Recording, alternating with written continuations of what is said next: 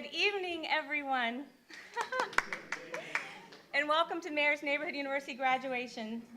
Welcome the graduates along with your family. It's so nice to meet so many of you, friends, special guests, and Mayor Buckhorn on this most special evening. Woohoo! You did it! Yeah! Give yourself a round of applause. You deserve it. Normally I speak from the cuff, but I shared with Jake that I wanted to keep this one on point, but that I said this is a big night, and I want to try not to get emotional because y'all mean so much to me, and I want to make sure I get through it without losing my composure. So thank you for these couple of minutes to express my heartfelt and sincere appreciation for this inaugural journey that you have allowed me to be a part of, learn from, and especially grow with. In my book, family comes first. And we have our Mayor's Neighborhood University inaugural baby, Miss Emmy, over there. Yes. We watched Katie grow. We watched Katie shrink. But I know some of you have kids. I did allow this because she is your baby. You all congratulated her. But I did want to thank the family first because you shared, whoever it was, to you, your family member, for many nights, one big Saturday. And we thank you for those the time you shared them with us. So you are awesome. Second, Mayor Buckhorn, thank you so much for this awesome opportunity that you've given me. It means a lot that you had the faith and confidence in me to do so, and it has been the best experience, and I think everyone here loves Tampa a little bit more than they already did when they started. So thank you for the vision and for allowing me to be that train. So. And on that note, I could not do this program without three very key people of the city of Tampa. First is my awesome boss, Jake Slater. You've heard me say it. Woo-hoo! Y'all have heard me say it a million times. Awesome boss Jake.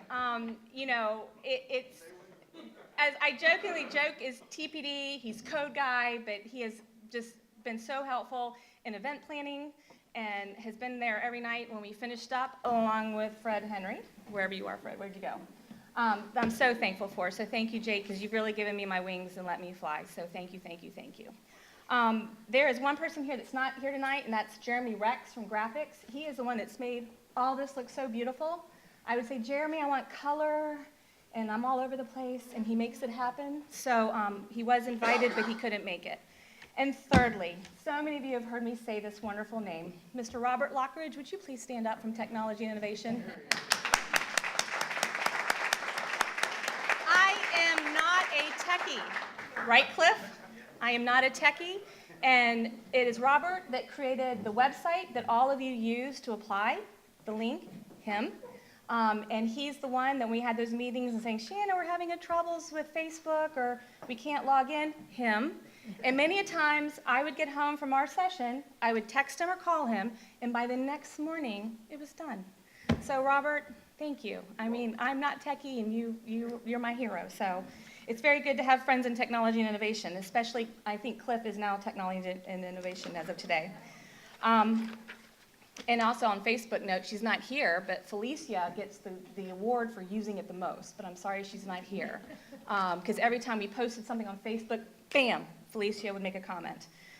And speaking of, Robert helped create this photo stream, Flickr, which is, I scaled it down. I know y'all saw me take about 1 million pictures, and I sent you the link, but this is now on the Mayor's Neighborhood University website page, so you can click on and look at it anytime you want, and you can also download the pictures and share them, which I think Felicia has already done. So again, that's part of his work. So thank you, Robert. I took the pictures, you got it up there. So thank you.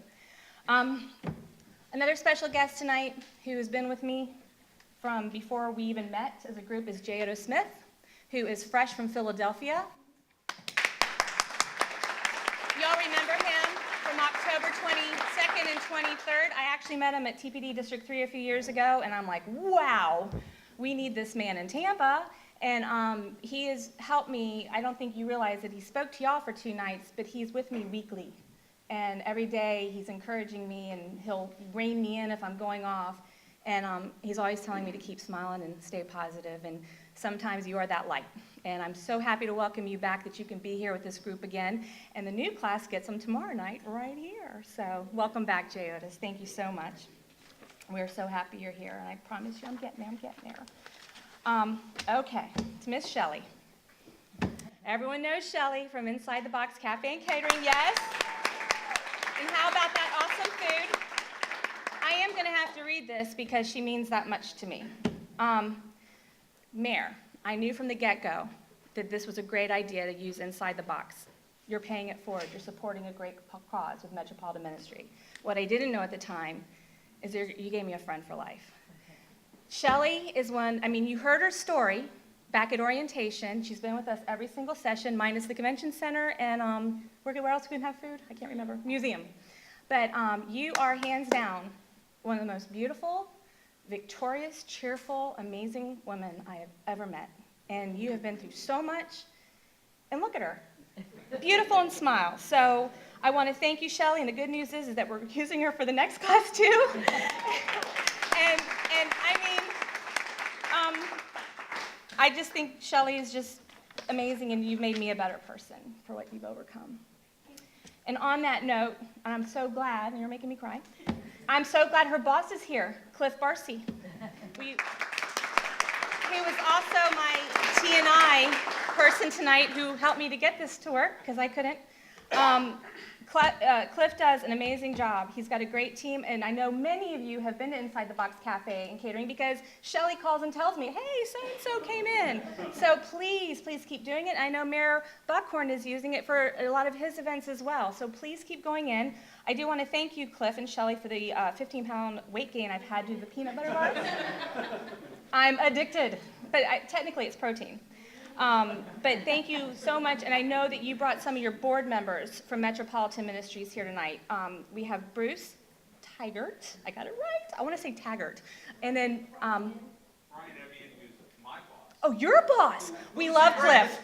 We love Cliff, and Cliff is this slideshow is Cliff. So gotcha. Well, thank you also for the weight gain. But great job. Okay, and finally, I saved the best for last. To all the MNU graduates, please know how thankful I am to each and every one of you for being pioneers and taking a leap of faith, for applying to an initiative that's never been done in the city. And a lot of nights not knowing, when you called me and said, what is this about? I'm like, we haven't done it before. You took that leap of faith, you applied, we had 154 applications, you made the cut on the first go-around. So congratulations for stepping up to the plate and the huge time commitment, especially that long Saturday. That was a lot of fun, though, right, Kelly? It was fun. Right. Being that you're the first MNU class, this was without a doubt the hardest, most challenging, unexplored territory. Technically, Jake and I said at orientation, you're our guinea pigs. And there's a lot of things in the next class we're not doing because we learned from you, so thank you for your patience. Including, I realized on the program I should have listed all the graduates' names, but you learn for next time. We will somehow get that out there. But being first means you're going to be first forever. You're first in my heart, you're first at the city, you are first, and no disrespect to all future classes, because I will tell you the one that's going on right now is just as amazing and committed community people as you are, but you will have an absolutely lasting place in my heart. And with that said, the do-it-yourself centerpieces, those are for you, to remind you how much I appreciated growing and blossoming with you. Of course, the apples a day keep the doctor away since everyone in this room has been sick. But those are to take with you. It's from our orientation, and then it is a picture from our, with Mayor Buckhorn. I'm so sorry if you're not in the picture, if you missed that session. But that is to take with you, so you can go ahead and take it out if you'd like. And then those that are remaining are your classmates that could not join us tonight. I know Steve Blair, I believe, is back in D.C. And that's for you to keep and take. Those are barbecue skewers, so if you want to cook out, they've got a little bit of cement glue on them. But thank you, thank you, thank you. I know you know this, we've talked about it. This is not goodbye. We are going to have continuation, just like Leadership Tampa has alumni. Clinton, what are you doing sitting way back there? You snuck in. Come on. So please stay tuned. We are looking at doing an MNU alumni group to stay connected, to support each other. Jay Otis has some great ideas on that as well, of staying connected. So when you get an email from me, please read it. And if you want to stay connected, we want to make that happen. So again, Mayor Buckhorn, thank you from the bottom of my heart. I am bursting with appreciation for this awesome experience and all these new friends, and thank you, awesome boss Jake Slater. So with that, I am going to give you my awesome boss, Jake Slater. Thank you.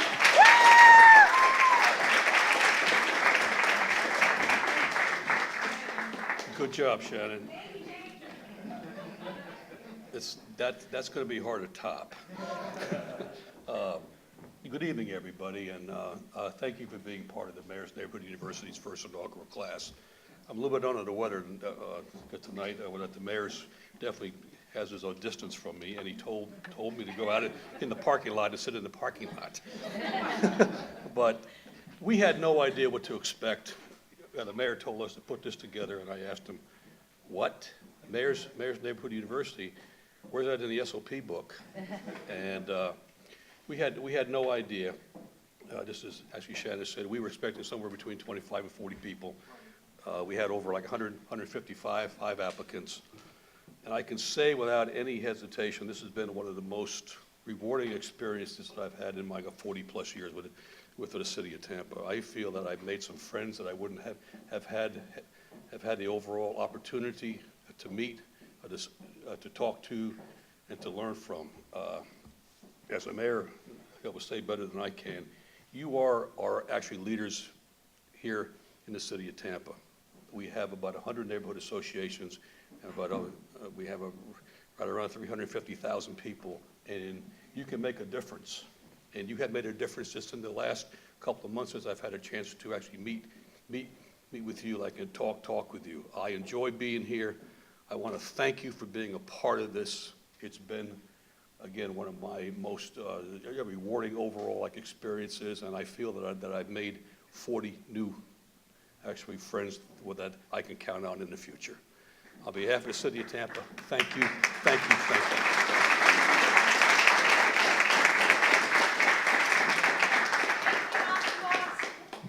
All right. Okay, so now we're going to have reflections from Donna Stark and Fred Henry, wherever y'all are. Donna, you want to come on up? Donna, from the get-go, has just been, she was always so excited to come. She's like, Shannon, I can't wait for the next session. And how about our bonbons? Oh, God. That's the other 10 pounds, so thank you, Donna. Anytime, I'm glad I could help. Well, good evening, everyone. Congratulations to the first graduating class of the Mayor's Neighborhood University. We made it. Yay! I was very excited to be accepted into the MNU, and while I was not sure what to expect, I haven't been disappointed. Over the course of the last 6 months, I have gained a lot of knowledge about the city of Tampa. I learned how the economic downturn limited the city's resources and about innovative solutions that resulted from those confines.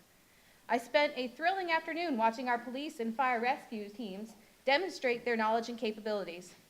I saw firsthand progress at work with the demolition in Sulphur Springs, and I literally traveled down roads I have never taken in Tampa.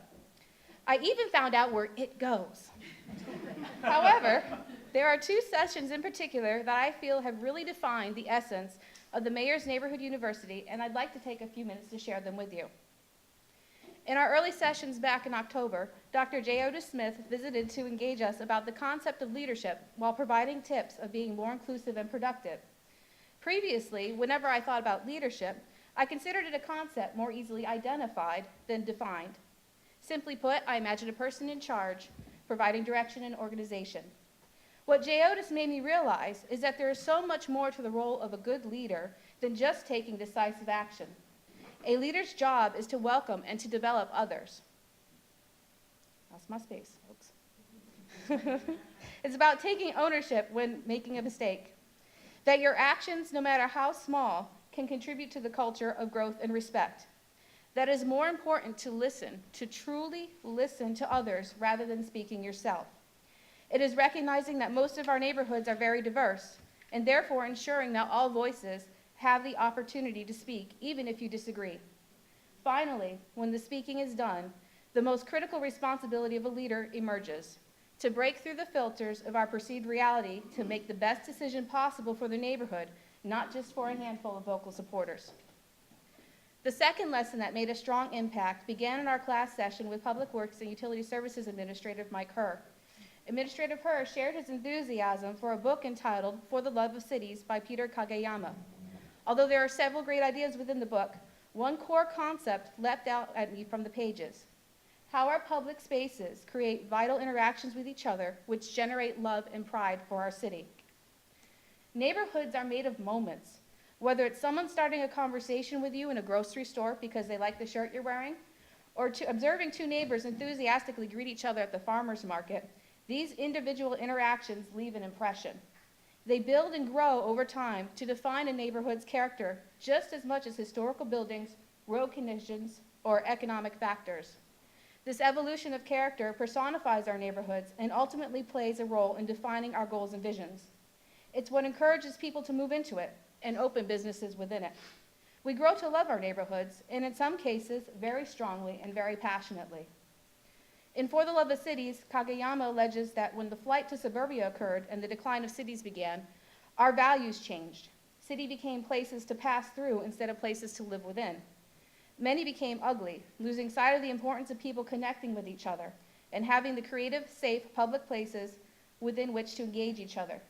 Now, cities are trying to find a vision and resurrect themselves, but it is a struggle to revitalize neighborhoods and a sense of community in a time of limited monetary resources. When I read this book, I thought of Tampa.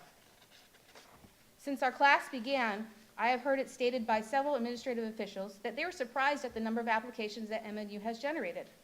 To be honest with you, I was always puzzled why they were surprised, but I was unclear how to vocalize it until I read this book. From my perspective, there were two distinct reasons why people are engaging this class, and the reasons do not mutually exclude each other. First, it is evident to me how many in this room love their neighborhood and or the city of Tampa. They want to be involved, but have no clear way to have their voice be heard or are unsure where or how to channel their passion, creativity, and possibility. Although some of us have the experience and the connections to get started, many of us do not know where the toolbox is, let alone how to use what's inside it to help us build upon the potential we see.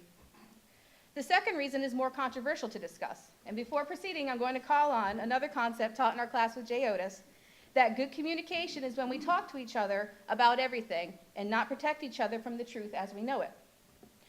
Our neighborhoods are very different from each other, and we all have our own needs. However, there is one common theme I have heard from just about all the representatives.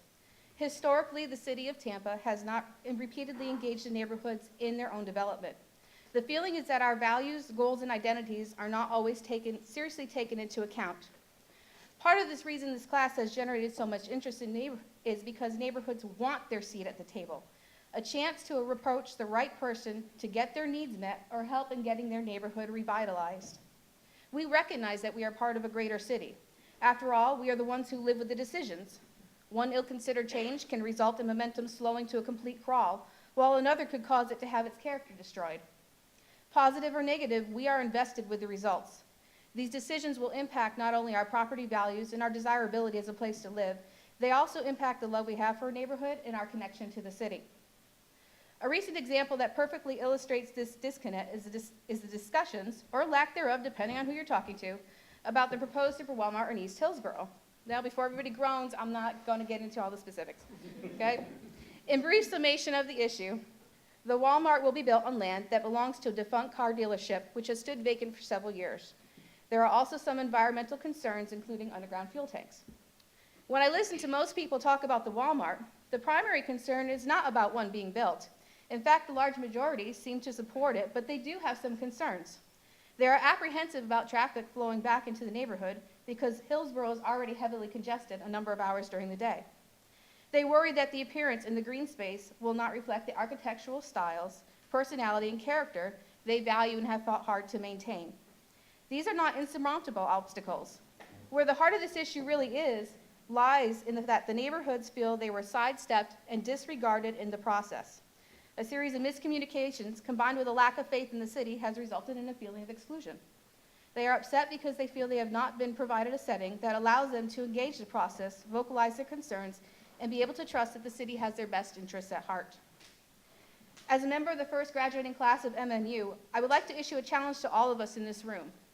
Let's build an inclusionary planning process that works. In order for anything to survive, it must have community support and buy-in. That begins when the voices of the community, its neighborhoods, have a functional venue within which to actively speak their ideas, suggestions, and concerns. I highly encourage the city administration to engage our neighborhood representatives now to develop a long-term vision and plan before a business becomes interested. This process need not be cumbersome, and in fact should be streamlined to allow our momentum to flourish.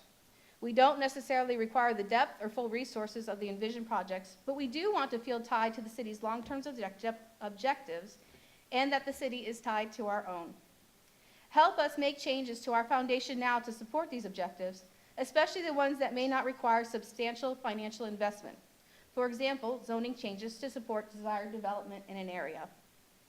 Let's make a plan that both city administration and neighborhoods support, so when opportunity comes knocking, we act as one voice instead of undermining each other's goals. After all, you'll never find a better salesperson than an articulate representative that genuinely loves their neighborhood and their city. And over time, I think this will minimize the number of Walmart-type incidents and reduce the knee-jerk reactions and Band-Aid fixes proposed. Now, neighborhood representatives. Many of us have room for improvement when it comes to being inclusionary as well.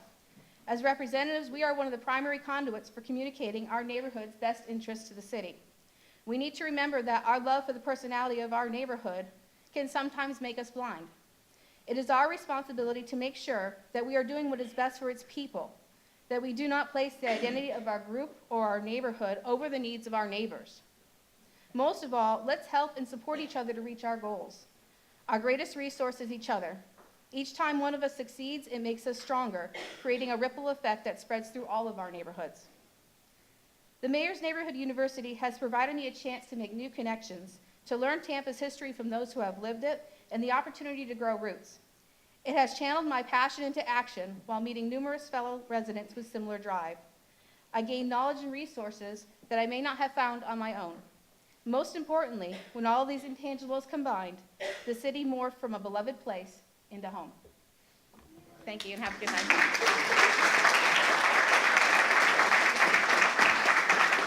Thank you, Donna, so much.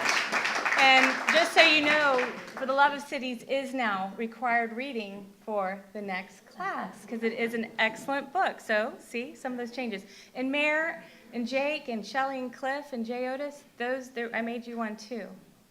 There's a good picture of you. Okay, with that said, I'm going to introduce Fred Henry, who everyone knows.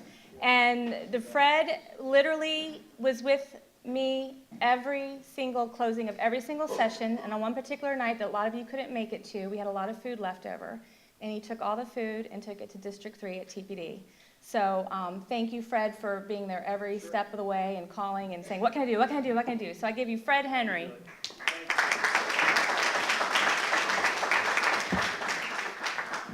Well, thanks. That was awful nice. Once again, hats off to the food. Food's outstanding. I don't have as much a prepared speech, but just some observations. And I will tell you, and of course the mayor's here, so I want to take up too much of his time later, or Jay Otis, but particularly, one of the best things about this class is that it gives you real objectivity to what's going on in the city. I thought I knew a lot that went on in the city, pretty fair amount. Absolutely not. Got to learn a lot of stuff, meet a lot of new people. Obviously, the transparency with your administration is just unbelievable. I mean, I will tell you, and then hats off. I had a situation that I needed to send an email to Tom Snelling. I had a question on a zoning question. I'm gonna email Tom Snelling, he'll be around. And almost as soon as I hit the send button, there was an email back from him giving me the details on what to do. And that's reachability, and that's real accountability with the city, that if you have a question or need an answer, someone's going to be there to answer it, and there's not this, I don't know who to talk to type thing with this government, and I think it's fantastic. I think it's great. But particularly, I want to mention the opportunity to meet all the folks, meet all of you, and everyone has their own neighborhoods that they're in and they live in, but to really kind of take a sense of ownership of the city is what this class brought to me, because everyone's so involved, so engaged. Obviously, we saw these great classes that we were at with the fire department, public works, even the accounting. You know, I had no idea that kind of budgeting went on, just didn't really think about it. Obviously, the mayor does. But I didn't really think about that. Okay, well, there's just, there's money. But you don't really think about, where it's at, It's just there. I can use it. But, Birds on trees. yeah. So obviously, it's made me think a little more global when I drive around the city and not just so much local in my own little neighborhood, which is great. But I have had the opportunity to work with Jake on a little project, and he was great with that. And I know a lot of folks in government, but it was great to meet everyone involved. And I want to tell you, everyone has just been so accessible, and it's great. It's really great. I also wanted to just thank Shannon and Jake for this great opportunity. I will tell you, I said that all of us do a lot of organizing in our day-to-day lives and logistics, stuff like that. And I do a lot of different events where I've got to be involved and do a lot of things, and these are amazing. From playing, and of course, not to mention you do more than one class at a time, right? Yeah, so there's always that. So anyway, so yeah, Shannon's busy, but you would never, she's busy, but doesn't miss a detail, and it's been an inspiration to me to become that much more organized in our neighborhood. So it's that's off to you. It's good stuff. But that being said, yeah, that's all from me. But I want to just say thanks to everyone in the room. Let's stay in touch, of course, keep working together, and keep making the city the great place it is. So thanks again. Thank you, Fred. Okay, to the man that needs no introduction, because he says I brag about him too much, but I give you back, everyone, Jay Otis. I didn't go too crazy. I really appreciate the invitation to be here and to spend just a minute or two with you. I enjoyed absolutely your class, and I enjoyed the way that you asked great questions, and I'm glad to see that a couple things actually remained after I left. That's fun to see also. But you are a model of what I can't tell you how many cities need.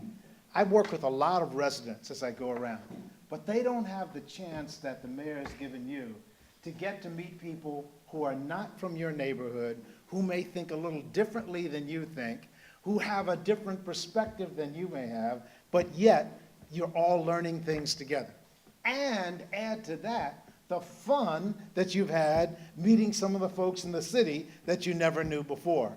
And I have to add one more thing. I was walking in tonight just from parking over there, and one of your classmates and his mom were walking in, and they were marveling at each other. I didn't even know this was here. I said, well, I didn't know it was here, but I'm not from here. I thought you were from Tampa. I said, there's so many things to do in Tampa. We just never knew it was here. So whoever's neighborhood this is, they'll be back. The truth of the issue is that at graduations, there are at least two kinds of folks. Some folks who say, look at what we did, and another group of folks who say, what's next? I remember when I graduated from middle school, I remember saying, well, I had a great time, did well, I got better than B's, and I know you all don't think that's good, but for me, that was really, really hot stuff. And so my idea was, I'm finished for a while. And my dad's idea is, well, what are you going to do this summer? You got to learn something, you got to work. And I hadn't even thought about the summer because I was thinking about what I just did. Well, we talked a little bit when I was with you about your filters, and I just want to say this very, very briefly. What's in your filters about what you're going to do next?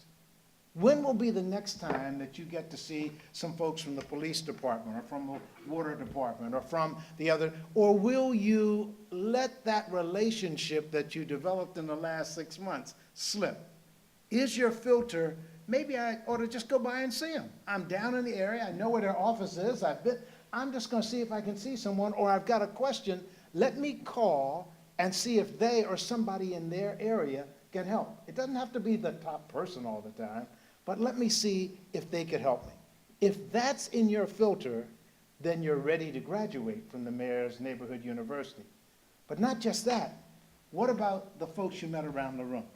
Now, I know you've got the list. Shannon sends me all the pictures, so you can't forget who you are. You have more pictures than some of the stars that will be on next Sunday getting awards at the Academy Awards. You've got pictures, and you've got a website, and you've got all of these things set up. But when's the next time you're going to pick up the phone and call one of the people you met and say, look, my neighborhood's going through this. I know you all talked about it a little bit. Let's talk over a little bit of something. Or we're thinking of doing this. There's the Reverend there. Let me see if I could get some ideas from him, because I know he's done something like that. The question is it in your filter that you're more than just the first class for Shannon and Jake and the mayor? You are a group of neighborhood leaders who are committed. If that's in your filter, then you're ready to graduate. The final thing is, what's in your filter about the other folks who are not in this room? Now, some of them you brought. I saw one gentleman who brought his son over. I saw another gentleman who brought his mom over. And we obviously see the people who brought the future with them. But the point is, what are we going to do to add more people? I don't want them to send out a call for number 3, and there's still only 40 or 50 people. We know there are leaders that are sitting in our communities that just have never had the chance because we haven't brought them along with us quite yet. If you remember that, and that's in your filter, no matter what their color, their gender, their sexual orientation, their age, no matter what, whether they went to college or just have a little bit of knowledge right now, if you have in your thought that they're ready to be leaders also, then you're ready to graduate. So it all depends on what's in your filter. I'm going to close with one of my favorite poems. I may have even said it to you before, but it's because I like it. And I think it applies, because times will get hard. There'll be moments when you won't know what to do, and you may say, forget it. I'm just going to stay home and turn on the TV. Instead, I want you to remember this. If you think you're beaten, you are. If you think you dare not, you don't. If you'd like to win, but you think you can't, it's almost a cinch that you won't. If you think you're outclassed, you are. You've got to reach high to rise. You've got to be sure of yourself before you ever can win the prize. Life's battles don't always go to the stronger or the surer hand, but sooner or later the person who wins is the person who thinks they can. If you have in your filter that you're part of the Mayor's Neighborhood University, and you know the mayor, you're going to get another picture with the mayor. If that doesn't make you think you can, I can't do any more for you. Good luck. Congratulations.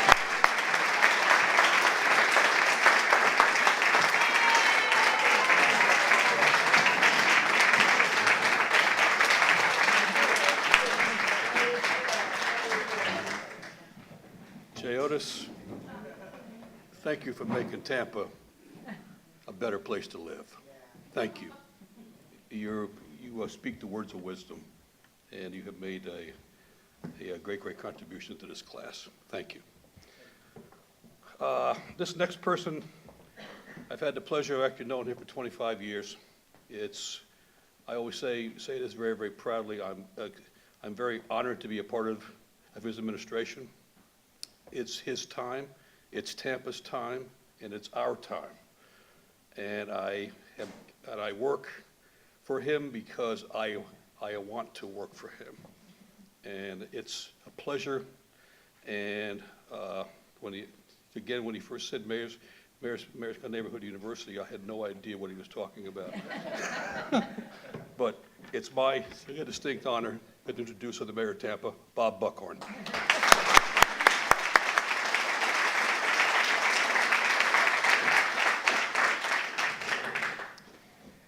Does anybody have a handy wipe? So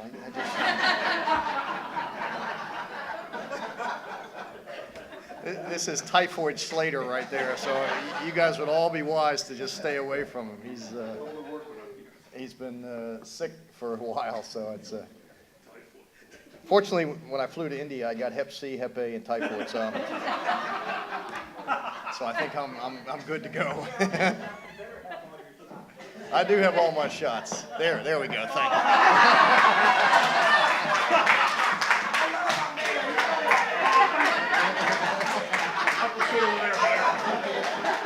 All right, I'm good to go now.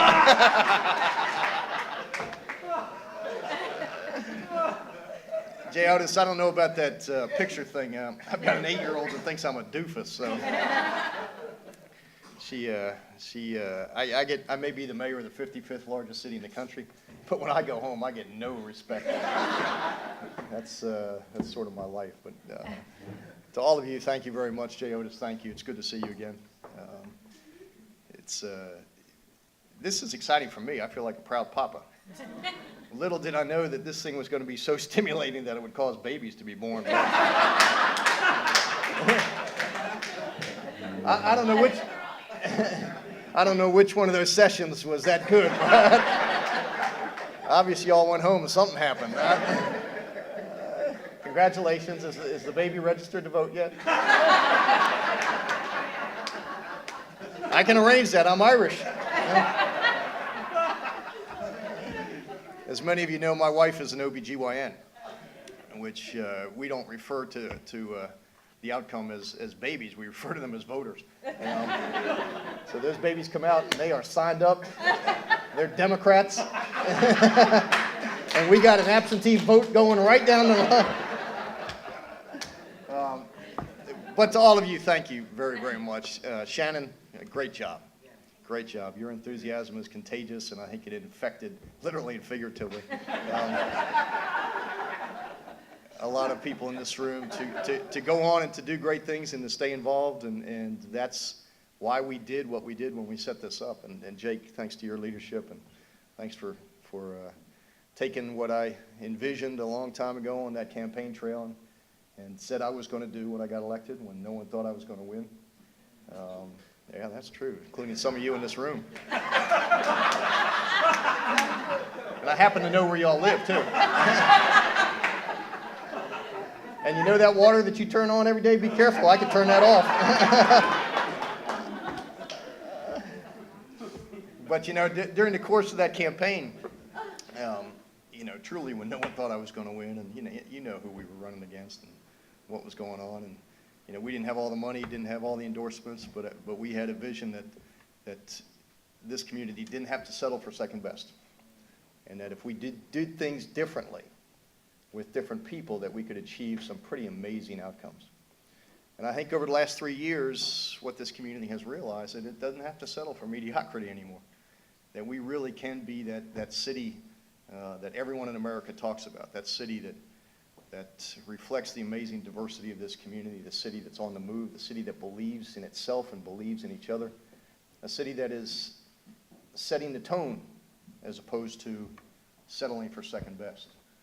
And what I have seen over the last 3 years has been transformative. I mean, there's a buzz and electricity about Tampa that hadn't existed in decades, and I hope you feel it as well, because it's contagious. I mean, people are starting to take notice of this community and say, what's going on down there? What is it that's causing you as a community to do what you're doing? Why is it that everyone's talking about you? Why are young people flocking back to the urban core? Why are those best and brightest kids, our kids, that for years had left the state of Florida to go to places like Charlotte, North Carolina, and Austin, Texas, and Raleigh, Durham, and San Diego, and emerging Sunbelt cities, they're coming home now, or they're never leaving. And when I can get senior citizens, you know, 4th and 5th generation Tampanians come to me and say, Mayor, our grandkids told us that they were going to leave Tampa, Florida after college, and they weren't coming home. But I'm here to tell you that they're coming home now, and they can't wait to come home. That this city has changed that much.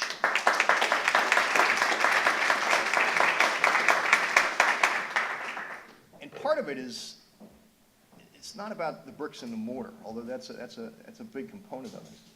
Part of it is a sense of who we are, a sense of our amazing history, a sense of the fact that we look like America in all of its shades and hues and ethnicities and genders and orientations, a sense that we are somehow all connected, that this is an amazing tapestry of a community, you know, that stretches from Tampa Palms to Port Tampa and from College Hill to Culbreth Isles, but that ultimately we can't leave anybody behind, and that we are all in this together. And if we're going to get to that promised land, if we're going to be that city that we all know that we can be, we've got to go together.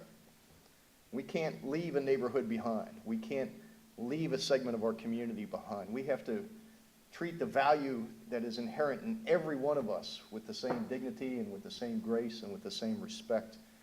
And part of that is cobbling together and weaving together our neighborhoods so that folks understand that we have a common destiny and that we're going to get there together. If we all pull at that rope together, we're going to be that city that we can be. And for me, and I've been around for a while. I mean, I was the boy wonder for 3 decades. I started in 1987. You know, when I was 24, 25 years old, I was the assistant to Sandy Friedman. I had just run her campaign and came on as her assistant. And, you know, Sandy really was the mayor that started this whole neighborhood empowerment movement and started growing neighborhood associations and giving neighborhoods a seat at the table. And I realized very quickly, 30 years, 25 years down the road, that some of the same people that were there in 1987 when I started were still there. God bless them. God bless Margaret Vesey. You know, God bless, you know, some of the folks that have been toiling in the vineyards of neighborhood activism for decades and never giving up and never getting tired and always being there at city council meetings and always rattling the cages of 3 or 4 mayors that followed Sandy Friedman and always believing that neighborhoods should have a seat at that table. 25 years later, I realized very quickly that if we were going to pass that torch to a new generation of neighborhood leaders, that we had to train people how to be good leaders, to how to do what Jay Otis talked about in his experience all over the country, to get to know each other. Because, you know, I have, you know, far fewer tomorrows than yesterdays, certainly in this job, but, you know, as a person. And for me to leave a legacy of neighborhoods that were knitted together, that were unified, that knew each other, that believed in each other and recognized that fundamental premise that everyone's got to succeed together was important. Because ultimately, when I leave, I'm going to turn this city over to somebody else.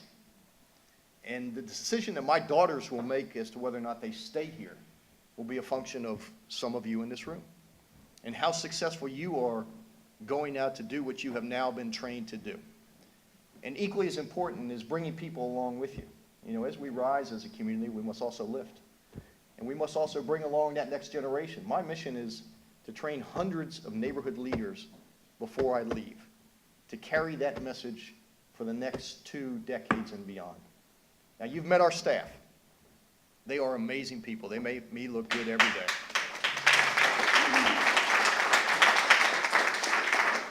And I hope you got to see how hard they work and how much they believe in what they do and they believe in the mission. I mean, we're talking about 4,500 employees. There's no city manager. You know, it's me, and it's them, all the way down to the solid waste worker that picks up your trash. I mean, those are the folks that make this city run, and I'm glad you got an opportunity to see them and to get to know them, because they are good people, and they will be here after I'm gone. And so it's important that you continue that relationship with them. But it's equally important that you continue that relationship with each other. Because, and I've seen this through Leadership Tampa and Leadership Florida, this class will stay together. And you have made friends that will be lifelong friends. And you guys will rise up and fight issues together. That's important. You cannot lose that relationship. You've got to understand that in numbers, you are more powerful. You know, they say that squeaky wheel always gets the grease. Well, as neighborhood leaders, if you stand up on an issue and say this is important to us, and mayor and city council or county commission or governor, we want you to listen to us. The fact that you are now organized, that you are united is going to make a big difference in the success of this community. So my only encouragement to you would be, this is not the end, this is just the beginning. You're the first class. I want you to stay together. Some of my best resources and friends were members of the class in 1988 when I went through Leadership Florida. I can go anywhere in the state of Florida and have people that I know or who know people as a result of that year that I spent in Leadership Florida. I want you to do the same here. I want you to connect each other. I want you to get me more people who are interested in this from your neighborhoods. It can't just be you. We've got to grow a whole next generation of neighborhood leaders. The challenges in your neighborhoods are different. I can remember being in one neighborhood where they complained to me that the color of the recycling boxes wasn't the same as the color of their house. That's not a neighborhood with problems. But stick together, stick together. You know, I'm only going to be your mayor, best case, for another 5 years, best case. But you will be here long after I'm here. And if you stay together, we're going to get to that promised land. I can promise you that. We're going to get there. And we will be able to turn this city over to our kids and our grandkids better than it was given to you. But you got to stay engaged. You can't walk away tonight and say, I've done my duty, like Jay Otis said. I've done my duty. I graduated. I'm taking my diploma. I'm taking that picture with that mayor. I'm going to throw it away as soon as I get in the car. Because I can't get away from the guy because he's everywhere. Take that diploma, put it on your wall, and remind yourself every day that we are stronger together, we are better together, and that together, this will be a better city. Thank you for being the guinea pigs. Y'all did good. Y'all passed.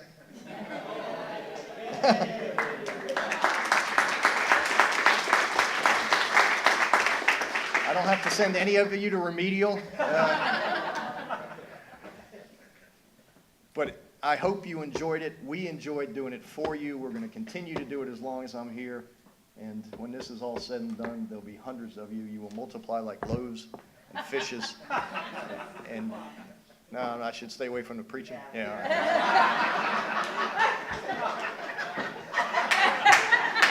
Just making sure there's lightning rods on this building. Thank you guys for all that you did. And we knew it took a lot of time away from your families. I promise you it was well worth it. Let's go get this done. We got a city to build. We got a future to build because it's up to us. Thanks, everybody.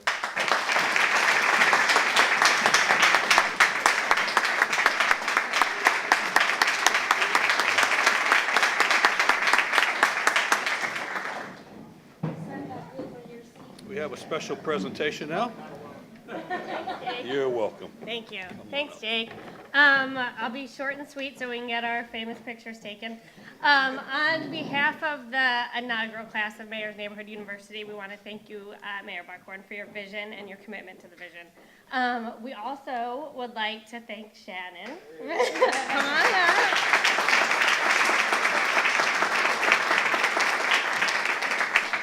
For being the sunshine, Shannon, and for being the glue that holds us together. So we thank you very much.